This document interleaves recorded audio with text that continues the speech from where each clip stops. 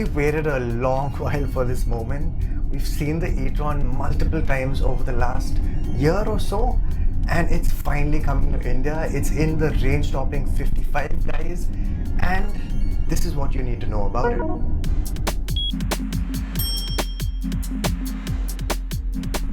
We know the details of the e-tron already, so I'm not going to bore you with a run-through of what those are. But this is what all of that translates into in the real world, and it's proper smile-inducing performance.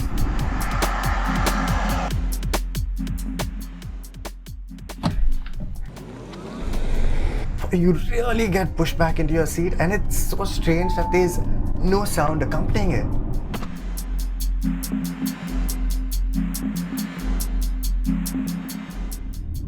Of course, the e-tron isn't about a thrill a minute, though it can deliver that.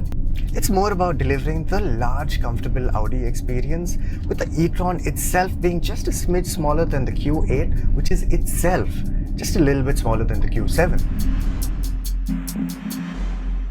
Now, there are a couple of ways to slow down in the e-tron. One is to set the brake recuperation to manual and pull down on the paddle shifters and set it at its most aggressive setting, which gives you about 0.3 G of brake force, which is pretty much the equivalent of pressing the brake yourself.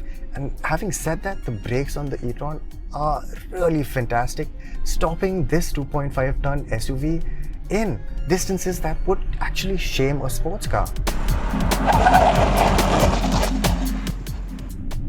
So what you've got is acres of space up front and at the rear, with the truly modern Audi cabin with the two screens that maybe not all people like too much, but it's definitely got a learning curve to it, and it may not be the best system to use when you're on the go, but there's no denying that it looks just so sleek and minimalistic.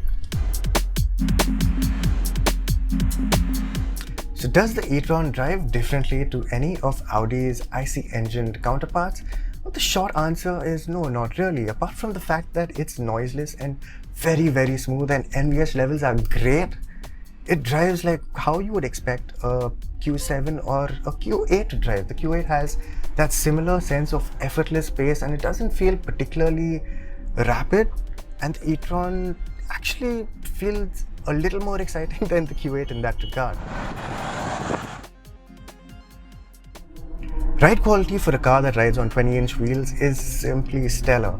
Audi has done a really good job of tuning the air suspension that comes as standard on the e-tron, and it makes short work of even the worst roads, though it does let you know that it's working hard sometimes.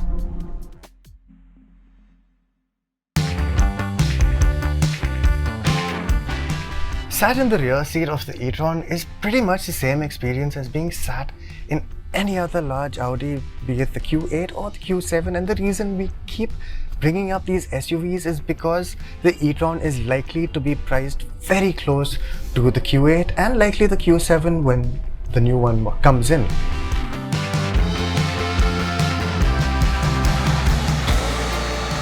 In the rear of the cabin, a lot of the road irregularities that you don't really feel when you're sitting up front do get transmitted through, but overall it's a very smooth experience.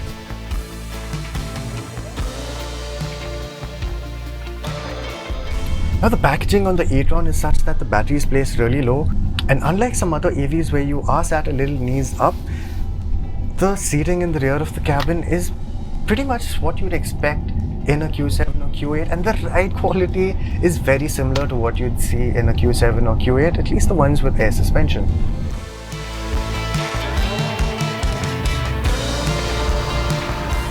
A big selling point for the e-tron is of course the fact that it comes with one of the fastest onboard chargers.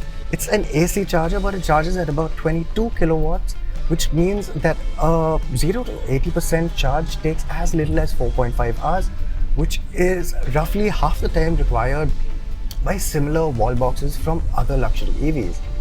In fact, a charge using the domestic plug 11 kilowatt socket takes about 8.5 hours, which is again quicker than other EVs in this price range. And a charge using a 50 kilowatt public DC charger, more of which are coming up, should take under 2 hours. e-tron does support a maximum charge rate of 150 kilowatts, which means that a 0 to 80% charge could be had in less than 30 minutes.